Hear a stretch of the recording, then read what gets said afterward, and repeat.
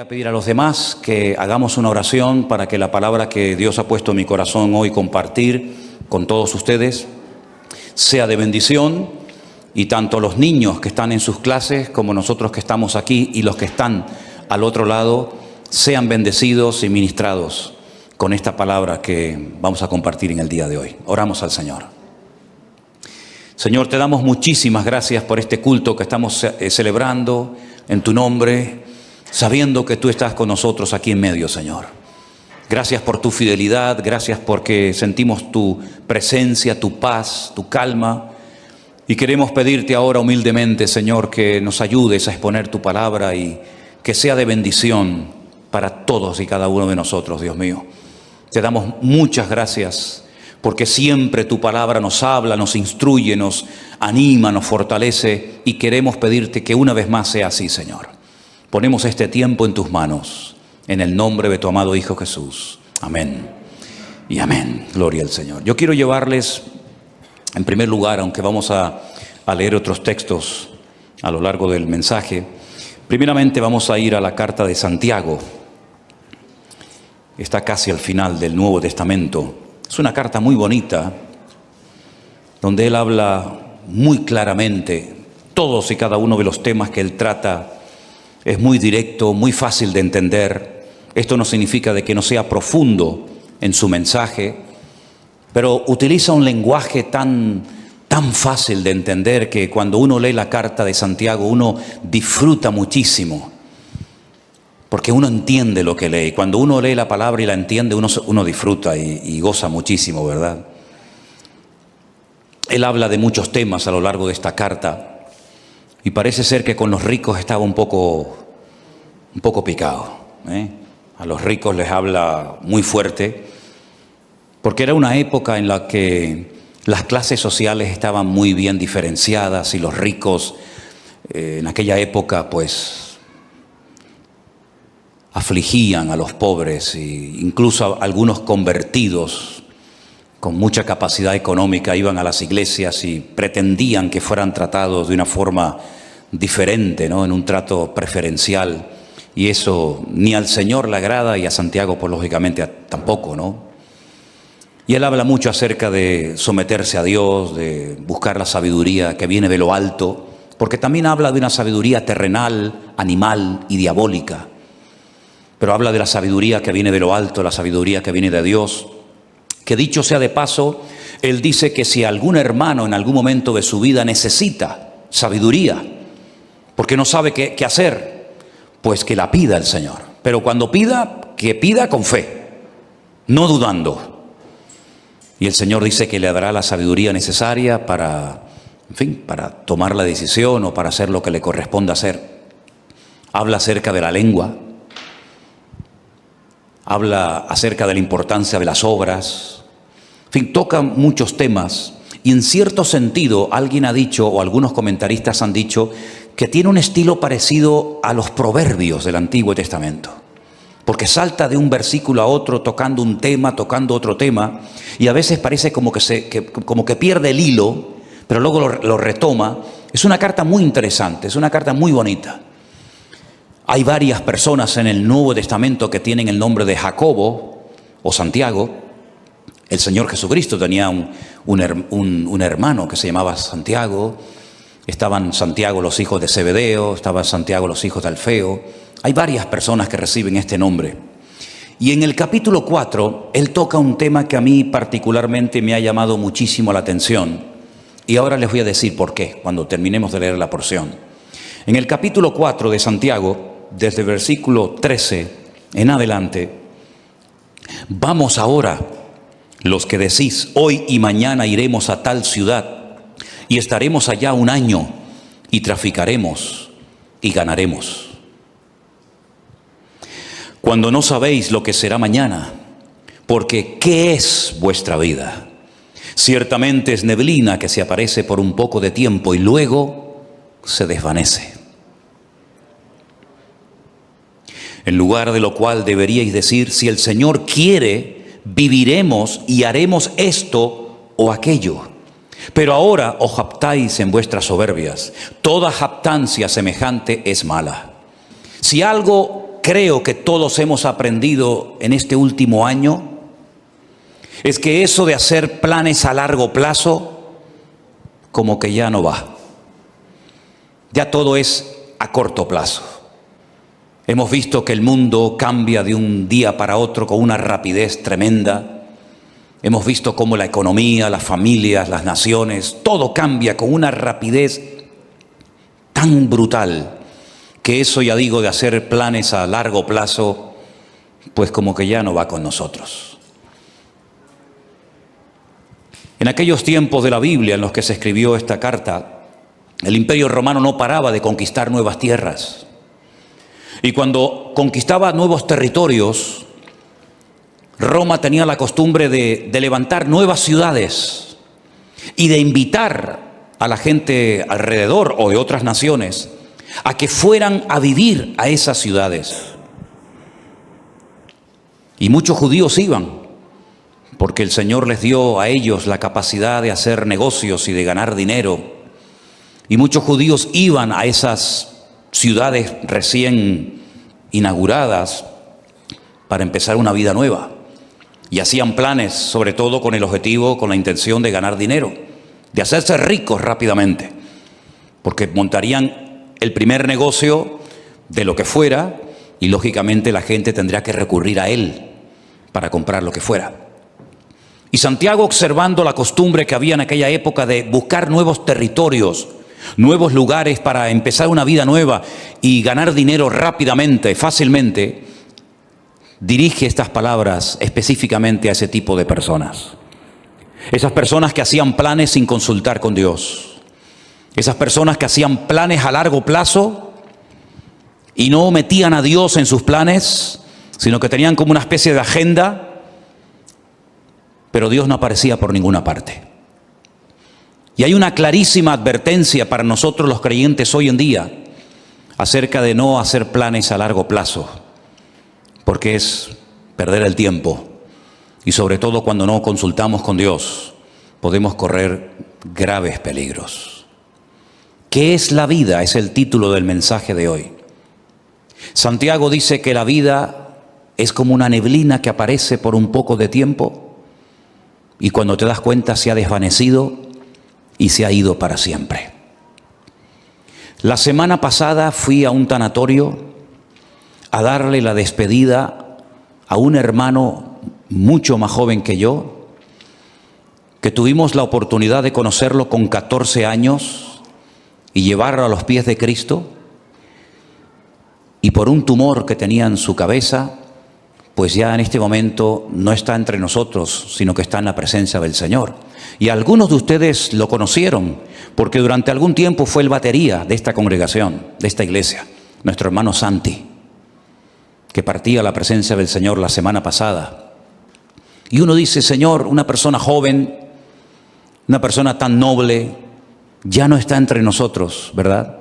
La última vez que lo vi, me lo encontré en un centro comercial junto con su esposa. Nos saludamos y me pidió allí en el pasillo de ese centro comercial que orara por él. Y esa fue la última vez que lo vi. Y la próxima vez cuando supe algo de él es que ya no estaba entre nosotros. Y uno se queda como sorprendido, ¿verdad? Lo rápido que le pasó la vida a este hermano. Pero esta semana, una hermana desde Bélgica, un matrimonio precioso con su niño, que han viajado en varias ocasiones con nosotros a Israel, me mandaba un WhatsApp pidiéndome oración por su marido, que necesitaba urgentemente un milagro en su vida. Lo llamé, él está en el hospital, o estaba en el hospital, hicimos una videollamada, nos vimos, y le han diagnosticado un cáncer, y le han dado 3 meses de vida. Un hermano que fue al médico, se encontraba mal, y el médico le dijo, esto es lo que tienes y no hay nada que hacer. Y pensando en todo esto, leyendo estos versículos, yo decía, Señor, hacer planes hoy en día a largo plazo, ¿para qué sirve? O Si capaz que hoy es el último culto que estamos aquí.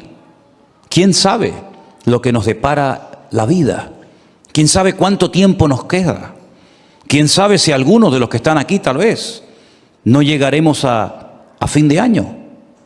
Solamente Dios lo sabe. Él es el que da la vida y el que la quita cuando quiere y como quiere. Y muchas veces observo a creyentes cómo oran, cómo organizan su vida, y me doy cuenta de que sin darnos cuenta podemos caer en el error de hacer planes y proyectos y llenar la agenda con actividades. Pero, por supuesto, si Dios quiere, llevaremos a cabo esos planes, porque si Dios dice no, por más que nos empeñemos, no tiene ningún sentido. Estaba leyendo algunos versículos donde Pablo abre su corazón, por ejemplo, a los hermanos de la iglesia de Corinto, y les cuenta sus planes, y les dice, voy a ir aquí, voy a ir allá, y quiero hacer esto, y quiero hacer aquello. Y hay un momento en la carta de Pablo a los Corintios que les dice, iré pronto a vosotros si el Señor quiere. Me impactó mucho esa forma de hablar de Pablo. Yo iré pronto a vosotros, pero siempre y cuando el Señor quiera. Primera de Corintios 4:19. Más adelante en la misma carta dice, porque no quiero veros ahora de paso, pues espero estar con vosotros algún tiempo, si el Señor lo permite. Primera de Corintios 16:7. Un varón de Dios, un hombre con unos dones y unas habilidades ministeriales tremendas, pero él sabía perfectamente que si el Señor no permitía, si el Señor no quería que fuera a Corinto, a Macedonia, a Éfeso, a donde fuera, no iba a ir por muchos planes que tuviera. Y esa es la mentalidad con la que nosotros tenemos que movernos hoy en día. No vamos a hacer planes sin consultar con Dios, porque ya el Señor nos ha demostrado clarísimamente que la vida es muy corta y que eso de hacer planes a largo plazo no tiene ningún sentido. Eso no significa de que vamos a vivir muertos de miedo. Eso no significa de que vamos a estar inactivos y con una inseguridad constante y permanente en nuestra vida, ni muchísimo menos. El miedo no es de Dios. La inactividad no es la voluntad de Dios para nadie. Y vivir con inseguridad constante y permanente, menos todavía.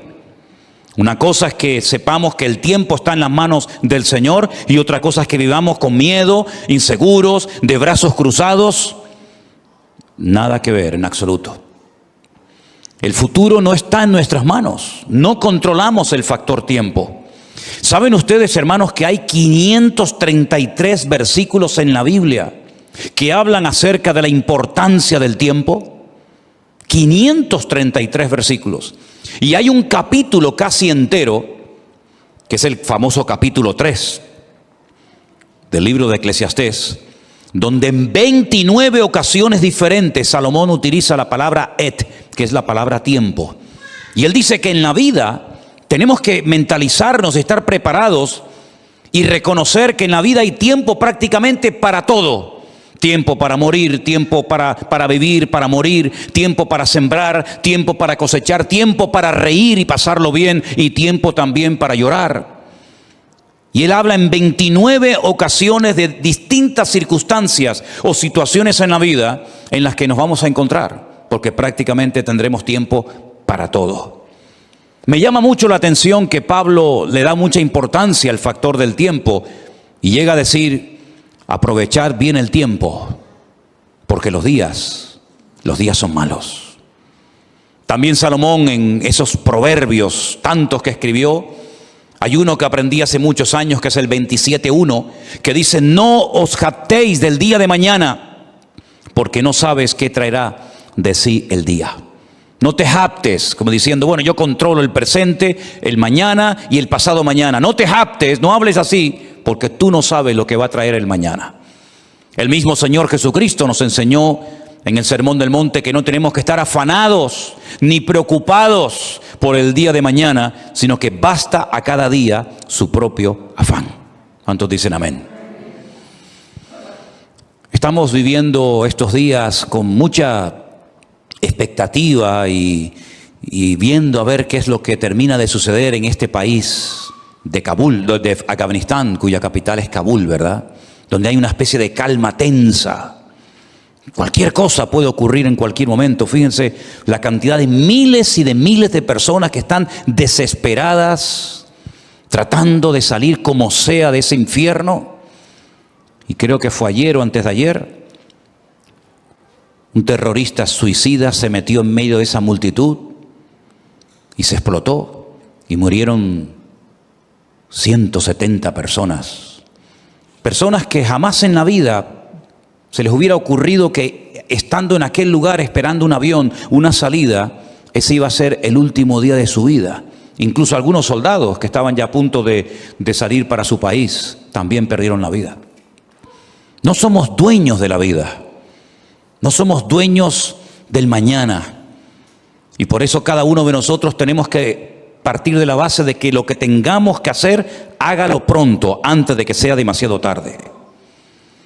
También Salomón, que era un hombre que reflexionaba y meditaba sobre tantas cosas, en su libro de Eclesiastés dijo: acuérdate de tu Creador antes de que vengan los días malos, antes de que pierdas la visión, antes de que vengan los dolores, antes de que te quedes ciego, antes de que te vengan los problemas y de la vida, antes de todo eso, acuérdate de tu Creador en los días de tu juventud. Tenemos al Señor presente en nuestros planes y en nuestros proyectos. Una vez escuché una entrevista que le hacían a un famoso cantante, donde decía que tenía su agenda llena para los próximos 5 o 6 años, si no recuerdo mal. Tener la agenda llena para los próximos 5 o 6 años. Y después vino el COVID y todo eso, y seguramente su agenda la tuvo que tirar a la basura. Yo no sé si tú llevas una agenda y unos planes y unos proyectos y unos sueños, pero como no metas al Señor en esos sueños, planes y proyectos, ¿quién te asegura a ti de que vas a poder cumplir con todos tus sueños y con todos tus objetivos? Por eso siempre le digo a la gente: ¿has orado y has consultado con Dios lo que has decidido hacer? ¿O simplemente te has limitado a informar a tus padres, informar a la iglesia, informar a Dios de lo que tú ya en tu corazón has decidido hacer? Esa es una mala costumbre. Por eso Santiago dice que el que sabe hacer lo bueno y no lo hace, está pecando. Y pecamos cuando informamos a Dios de los planes que ya hemos decidido llevar a cabo. Esa no es la actitud de un cristiano maduro. La actitud de un cristiano maduro que quiere agradar a Dios tiene que ser: Señor, esta es tu voluntad. ¿Quieres que haga esto? ¿Quieres que me dedique a esto? ¿Quieres que me quede aquí? ¿Quieres que me vaya para allá? En otras palabras, Señor, no quiero forzar circunstancias. No quiero que respaldes mis planes si no coinciden con tus planes. Que no se haga nunca nuestra voluntad, sino la de Dios en nuestras vidas. ¿Cuántos dicen amén? La vida se pasa volando. Curiosamente, el otro día Miriam estaba así como un poco mosqueada porque no le hace gracia cumplir 25 años. ¡Oh, qué tragedia! 25 años. Qué tremendo, ¿no? Si nos miramos a nosotros mismos, por lo menos en mi caso, no sé en el vuestro, a mí la vida se me ha pasado volando. Ni me he enterado, pero aquí estoy. Aquí he llegado. Pero tal vez por la actividad, tal vez porque hemos estado siempre metidos en las cosas del Señor y no hemos tenido prácticamente tiempo para aburrirnos. La vida pasa tan rápidamente que ahora te paras y dices: Señor, me queda menos de lo que ya he vivido. Incluso en el ministerio, a menos que Dios te dé una fuerza de un toro, lógicamente siempre le queda a uno menos vida de la que ya ha vivido cuando uno llega a ciertas edades, ¿verdad? Por eso qué importante ahora más que nunca, y sobre todo los jóvenes, los que todavía teóricamente tenéis muchos años por delante, que se acostumbren a consultar con el Señor todos los pasos que queréis dar. Porque nadie de nosotros está vacunado en contra de errores, en contra de equivocarnos, sino más bien todo lo contrario. Yo recuerdo pasajes en la Biblia que me han hecho reflexionar mucho, como por ejemplo un día cuando el rey David le comenta al profeta Natán que tiene en su corazón el plan, el proyecto, la idea de construirle una casa a Dios, un templo. Y llega el profeta Natán y le dice: haz todo lo que pongas, lo que sientas en tu corazón, porque Dios está contigo. Y al día siguiente tiene que llegar y decirle: Dios te dice que tú no puedes construir ese templo, sino tu hijo lo hará. ¿Qué había de malo en construir una casa, un templo a Dios? Nada. Pero los planes de Dios no eran que David fuera el que construyera el templo, sino su hijo. Para él su sueño en la vida era construirle un templo al Señor. Además, ya estaban todos los enemigos prácticamente sometidos, derrotados. Todos pagaban impuestos. Había paz en el país, todas las fronteras estaban bien seguras. Era el momento idóneo para comenzar a construir ese templo. Pero el Señor dijo no. Y él se murió con ese anhelo en su corazón de construir esa casa, ese templo al Señor. Pero le preparó todo para que su hijo Salomón lo hiciera. Así son las cosas del Señor. Unos siembran, otros cosechan, unos preparan todos los materiales para la construcción del templo, otros lo construyen. Cada uno de nosotros tenemos que consultarle al Señor si lo que estamos haciendo con la única vida que tendremos, que es esta, porque con la otra vida no contamos, en el sentido de que allí no vamos a mandar nosotros, pero con la única vida que nosotros podemos tener un mínimo de voluntad, tenemos que acostumbrarnos a someter todo absolutamente a Dios, para no perder el tiempo, para no encariñarnos, para no entusiasmarnos con cosas, con planes, con lugares, con personas que al fin y al cabo no entraban dentro de los planes de Dios. ¿Qué sentido tiene invertir mi vida, mi tiempo, mi energía, mis dones, mi juventud en algo para lo cual yo no nací, en algo que Dios no dispuso para mi vida? ¿Qué sentido tiene? Ninguno. Haber perdido mi tiempo, haber perdido mi vida en cosas que no eran de la voluntad de Dios. Sí, habrá ganado mucho dinero, pero dice la Biblia que un hombre, y si ustedes han prestado atención a la lectura esta tarde, fue muy interesante la parábola que el Señor contó. Un hombre que fue prosperado en sus negocios, un hombre que decidió ampliar sus graneros, porque había producido tanto su herencia, había producido tanto su negocio, que dijo: bueno, voy a derrumbarlo todo y voy a construir graneros más grandes. Los derribaré, edificaré mayores, guardaré mis frutos, guardaré todos mis tesoros, todo mi patrimonio. Y cometió una gravísima equivocación. Le habló a su alma, le habló a sí mismo y dijo: alma, muchos bienes tienes guardados para muchos años, repósate, come, bebe y regocíjate. Y el Señor le dice: necio, estás hablando y comportándote como un necio. Tendrás dinero, tendrás mucho patrimonio, tendrás muchas cosas, pero eres un necio. Porque la forma como hablas delata tu inmadurez. La forma como hablas no es de un hombre sabio. ¿Cómo le vas a decir a tu alma que todo lo que has acumulado es para que ahora reposes, comas, bebes y disfrutas de la vida? Si esta noche vienen a buscarte, a pedirte tu alma, ¿qué harás con todas tus riquezas? No te van a servir absolutamente de nada. Absolutamente de nada. Dice: así es el que hace para sí tesoro, pero no es rico para con Dios. ¿Estás atesorando en Dios o estás atesorando para este mundo pasajero y efímero, que es como neblina que pasa rápidamente?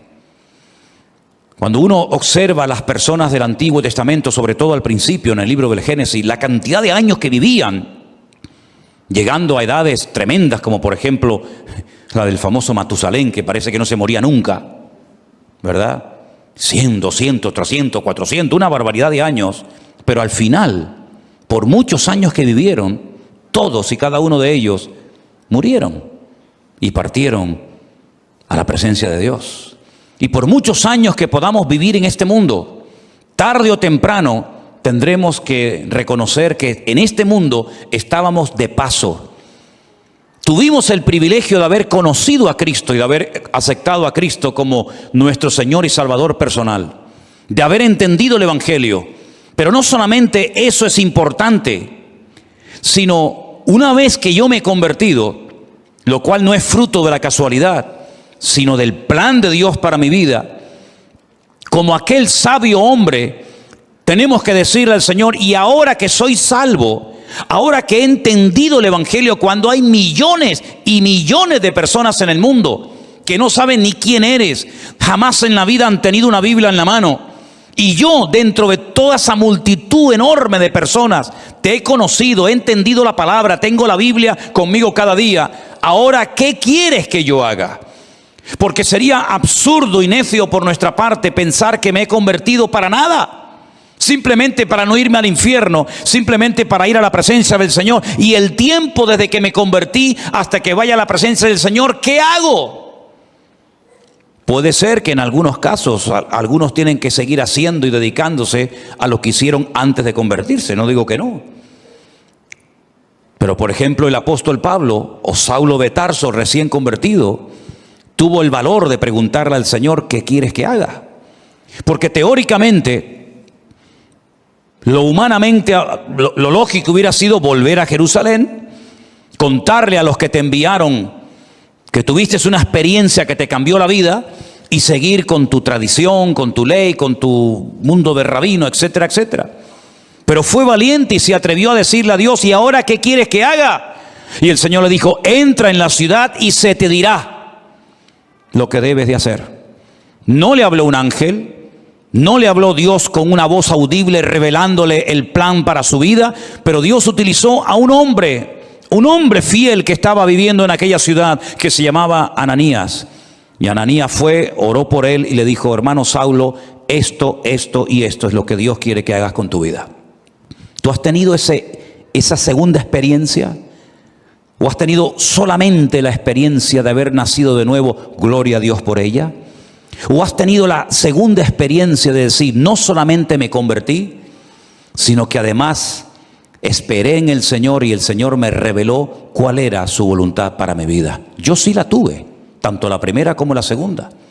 Le dije una noche al Señor, muy joven: ¿qué quieres hacer con mi vida?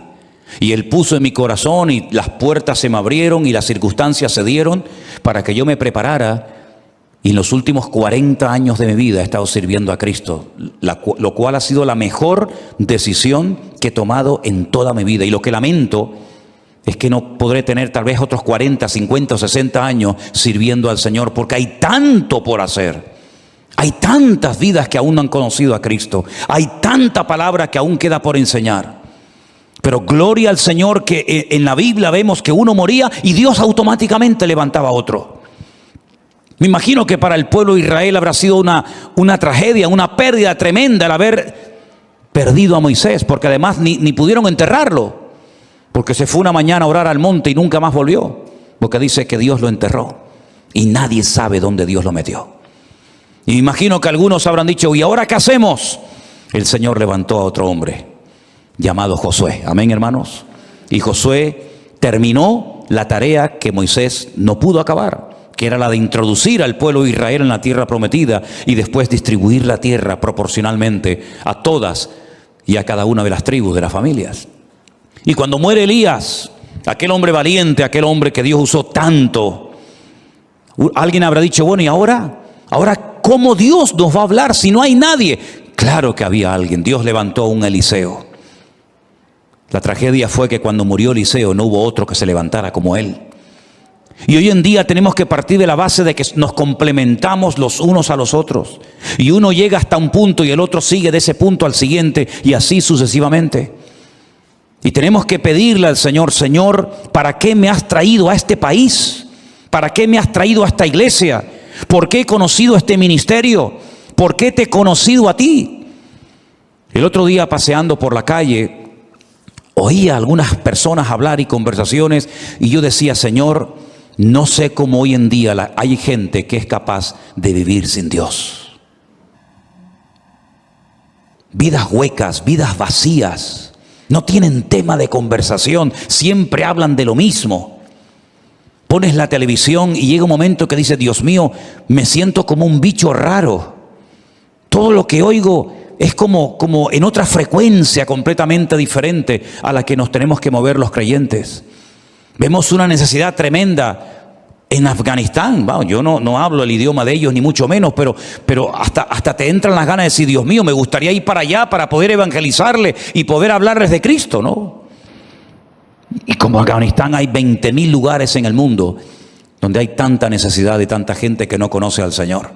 Y después por otra parte te encuentras a un montón de creyentes aburridos, que no le encuentran sentido a su vida, creyentes que pasan los días, las semanas, los meses y los años, y cuando no le duele aquí, le duele allá, y cuando no le duele allá, le duele por allá, y siempre soy yo, mi necesidad, mi economía, mi dolor, mi artrosis, mi artritis, mi no sé qué. Y yo digo, pero Dios mío, ¿cuándo nos vamos a dar cuenta de que no estamos en esta vida para perder el tiempo? Sino que estamos en esta vida para cumplir con el propósito por el cual tú permitiste que yo naciera y volviera a nacer de nuevo al conocerte a ti.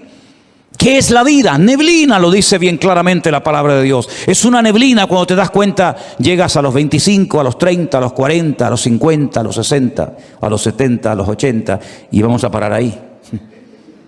Y uno dice, ¿y qué son 80 años? ¿Qué son 90 años?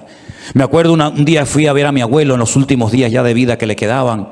106 años tenía en ese momento cuando hablé con él, y se me queda mirando y me dice, ¿y yo por qué vivo tanto? ¿Por qué vivo tanto? No me muero nunca, me dice. He enterrado a todos mis amigos, he enterrado a montones de gente. Y se cumplió aquello que decía mi padre, el viejo, el abuelo nos va a enterrar a todos, porque todos se morían menos él. Pero al final murió, se le acabó la pila. Y uno dice, madre mía, 106 años. ¿Y qué son 106 años? No es nada, es neblina que pasó. Duró un poco más la neblina ese día, pero al final la neblina terminó también disolviéndose.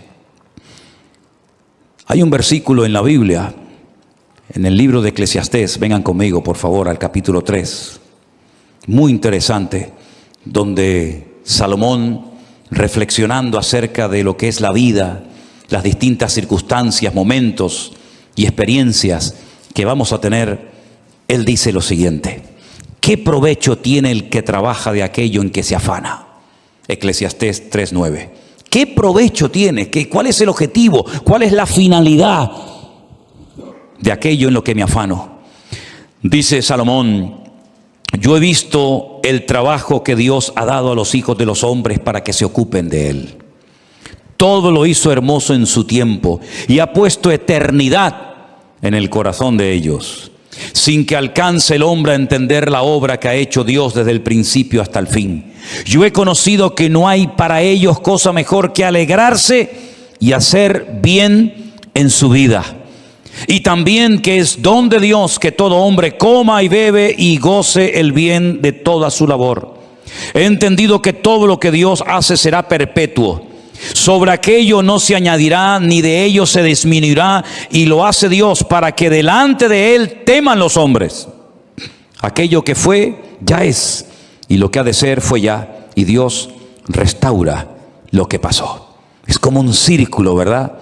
Unos van, unos vienen, unos mueren, unos nacen.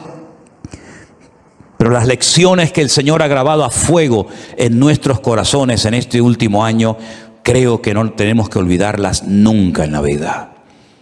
Dios nos está dando oportunidades hoy en día más que nunca para que podamos hacer lo más importante que podemos hacer, que es servir a Dios, servir a su obra y dar la vida en rescate por muchos. ¿Cuántos dicen amén?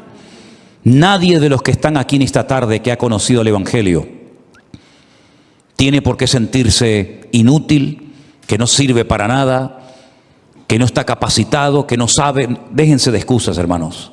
Todos y cada uno de los que estamos aquí hemos sido llamados específicamente por el Señor, primero para que le conociéramos a Él. Pero ya le conoces, ya está, gloria a Dios. Ahora cada día nos esforzamos, leemos la palabra, estudiamos, oramos, nos congregamos. Eso es normal en la vida de cualquier creyente, el crecimiento, el desarrollo, la madurez, ¿verdad? Pero la actividad propia de cada miembro es insustituible. Nadie puede ocupar tu lugar en el cuerpo, porque cada uno de nosotros tenemos una función que cumplir. Y la Biblia dice que una iglesia sana es cuando cada miembro reconoce para qué está en ese cuerpo, cuál es su función y cuál no es su función. A veces veo gente que se quiere dedicar a lo que Dios no lo ha capacitado, en vez de dedicarse y ocuparse a lo que Dios sí le ha capacitado. No tienen que imitar a nadie, no tienen que frustrarse diciendo, a mí me gustaría cantar o predicar o hacer o ser como aquella otra persona. No, porque no es así como tenemos que movernos en el reino. Tenemos que decirle al Señor, Señor, ¿cuál es mi función? Y dice la Biblia que hay miembros en el cuerpo que parece que no sirven para nada, pero a la hora de la verdad son a veces los más necesarios. Y hoy en día necesitamos un ejército de hombres y mujeres que pasen tiempo orando a Dios. Hay tantas necesidades. Una de las cosas que más me golpea el alma cada día es cuando recibimos cientos de peticiones de auténticas tragedias, de niños que se están muriendo, de familias destrozadas, de gente que le han diagnosticado un cáncer, de gente que se encuentra, y es todos los días, peticiones y peticiones y peticiones. Y necesitamos un ejército de personas que tomen conciencia de la realidad del mundo espiritual. El mundo espiritual está cambiando de una forma galopante, tremenda. Y espero equivocarme en lo que voy a decir. El tiempo lo dirá. Pero probablemente cambios aún más brutales, más bruscos que los que hemos experimentado en este último año están en el horizonte. Desde hace años, simplemente para ponerles un pequeño ejemplo, desde hace años Israel viene advirtiendo al mundo del peligro de que una nación árabe se haga con armas atómicas. No hay ninguna nación árabe hoy en día en el mundo que disponga de armamento nuclear, ninguna. Pero hay una que Israel viene años diciendo están preparándose para tener su armamento nuclear, y me refiero concretamente a Irán, la antigua Persia. El Estado Mayor del Ejército de Israel acaba de anunciar hace unos días algo que muchas veces no aparece en los medios de comunicación, que en menos de 2 meses se calcula que Irán ya puede tener su armamento nuclear preparado y dispuesto. ¿No les ha sorprendido la velocidad y lo rápido con lo que están saliendo los soldados norteamericanos, por ejemplo, de Afganistán, donde han estado 20 años? ¿Por qué tanta prisa? ¿Por qué tanto apuro? Parece que hay que salir ya. ¿No lo podían haber hecho hace años de una forma más escalonada, mejor organizada? ¿Por qué tanto prisa? Porque Estados Unidos no puede permitirse el lujo de tener a 400,000 soldados en un país haciendo prácticamente nada, sabiendo lo que se viene encima. Israel se está preparando para atacar Irán. No puede esperar que Irán le ataque, porque si Irán le ataca, lo destruye. Israel tiene que pegar primero para no ser destruida. Si en los próximos meses, como se comenta, Israel decide atacar Irán, porque sabe que le queda poco tiempo, menos de 2 meses, para decir vamos a por ellos, el mundo va a cambiar completamente. Por eso cuando veo a creyentes hablando de vanidades, de modas, de cosas ridículas y absurdas, yo digo, pero no son conscientes de la que se nos viene encima. Si este hecho, que espero que se dilate en el tiempo, se va a llevar a cabo en los próximos meses, nuestra vida va a cambiar para siempre. Y puede ser el inicio perfectamente de una tercera guerra mundial, donde se van a utilizar una serie de armas que no se han utilizado jamás, y donde los bloques bien posicionados, los chinos, los rusos, los árabes, Occidente, Oriente, ya cada uno sabe dónde colocarse y qué fichas mover en el tablero. Por eso lo que tengamos que hacer, queridos hermanos, vamos a hacerlo pronto, porque el tiempo se acorta y no hay tiempo que perder. Y la palabra del Señor nos enseña que Cristo viene pronto, pero antes de que el Señor venga, dará un tiempo de gracia para que el hombre conozca el Evangelio. Pero dice, ¿cómo creerán si no hay quien les predique? no tenemos que decir que no ha habido personas que se han convertido, vamos a decir, entre comillas, solas. Sí, hay algún caso por ahí, sí. Alguna persona que se compra una Biblia, que viene a una iglesia, sí, pero son los menos. El sistema de Dios es que la iglesia se ponga las pilas y predique el evangelio a tiempo y fuera de tiempo. Y la Biblia dice que antes de la venida del Señor habrán una serie de señales que ya se están dando y que probablemente muchos de nosotros las veamos, y por lo tanto ya no hay tiempo que perder. Sé sabio con la utilización de tus recursos económicos. Sé sabio con tu tiempo. Organízate de tal manera de que tengas tiempo para estudiar las profecías, para prepararte, para servir al Señor. Y mira, y cualquiera, sea pastor o no sea pastor, lleves un año, lleves poco tiempo, cualquiera puede ir a una librería cristiana, comprar 100, 200 Nuevos Testamentos, Biblias, y salir por el barrio un día y regalárselas a esos jóvenes que están ahí en la calle, o al señor que está en el bar que saludas todos los días. Cualquiera de nosotros puede acercarse a una persona y decirle: oye, mira, quiero regalarte algo que te va a venir muy bien, un libro, una Biblia, un Nuevo Testamento, invitarlo un día al culto, darle una tarjeta, que hay cientos de tarjetas todavía por ahí sin repartir, donde aparece la página web de la iglesia, los canales de Facebook y de YouTube, para que puedan escuchar la palabra de Dios. ¿Sabes cuántas miles? Y ya puedo hablar de miles, ¿sabes cuántas miles de personas viendo las redes sociales se han reconciliado con el Señor y han conocido a Cristo como su Señor y Salvador personal en este último año? Es incontable el número. Es incontable. Me decía uno de los colaboradores que tenemos en Centroamérica, en Costa Rica, dice: pastor, es imposible controlar esto, ya perdimos el control. Ya ni siquiera los grupos de WhatsApp nos sirven, porque ya hemos llegado a un límite en el que ya ahora tenemos que comenzar a meter a la gente en otros sistemas, porque ya el WhatsApp se nos ha quedado corto. Cientos y cientos y cientos y cientos, miles de personas. Me decía Priscila el otro día, que es una de las que atiende los correos, un promedio de 100 y pico correos cada día, ¿sí o no? Necesidades, peticiones: vengan para aquí, queremos bautizarnos, queremos casarnos, queremos abrir una iglesia, queremos que nos visiten. Todos los días. Por eso, mis queridos hermanos, no hay tiempo que perder. ¿Qué es la vida? Es neblina que se pasa, pero mientras estemos con vida, podemos ser útiles en las manos de nuestro Dios. Si usted se quiere dedicar a sus cosas sin tener en cuenta al Señor, sin meter al Señor en su agenda, Dios le bendiga. Pero necesitamos urgentemente de hombres y de mujeres que se tomen en serio este tiempo y que sepan que queda poco tiempo. Ya sé que es como un tópico, ¿no? La iglesia viene diciendo, los predicadores, los pastores, venimos diciendo hace años que queda poco tiempo, pero hermanos, hay que ser ciego, hay que ser una piedra para no darse cuenta de que nuestro mundo se está cayendo a pedazos. Cualquier momento que pongas la televisión te das cuenta de que el mundo está perdido. Sodoma y Gomorra está por todas partes. Las presiones, las tentaciones, la manipulación, etcétera, etcétera, que está viendo en nuestro tiempo, jamás en la historia lo habíamos vivido. De hecho, hasta la gente, si se han dado cuenta, hasta la gente ha cambiado. Yo hablo con gente prácticamente cada día y noto que la gente ha cambiado. Antes podías dialogar, hasta discutir de religión, discutir de Dios, discutir de Biblia, pero están como cauterizados, como robotizados.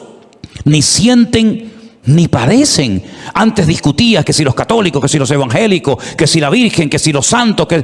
Hoy en día la gente está con una frialdad tan espectacular que ya no es como antaño, que el tema religioso, entre comillas, era una novedad. Hoy en día, ¿quién habla de Dios? ¿Quién habla de Biblia? Prácticamente nada.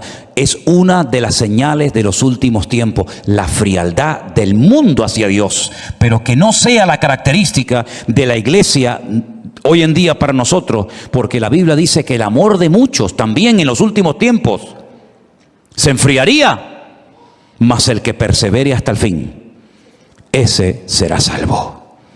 Y yo quiero ser de los que perseveran hasta el fin, para que ninguno me quite la corona que el Señor tiene preparada para mi cabeza. ¿Cuántos dicen amén? Cierra tus ojos ahí donde estás.